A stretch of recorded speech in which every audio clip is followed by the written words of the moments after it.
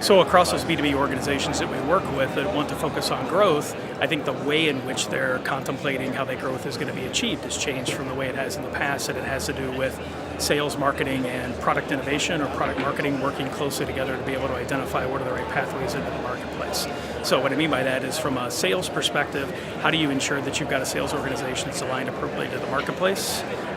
that is focused on having the appropriate materials with regard to how their value proposition may be different from their closest competitors, and maybe lastly from a sales perspective, have the tools and the technology that are germane to creating real effectiveness in their activities in the marketplace as opposed to pure efficiencies, which we've gotten in the past from core SFA solutions. The second would be the ways in which marketing works in concert with those sales individuals. So ensuring that marketing teams have those tools and techniques that have been divested of all of the complication with regard to the various solutions that have been knitted together over time for marketers, and looking at platforms of capability that help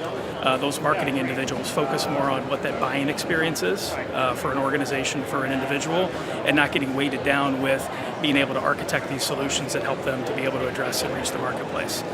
And then lastly, sales and marketing working in concert with product innovation to ensure that the right value proposition exists from a content perspective as sales and marketers go out to be able to address the organization, and giving them tools that allow them to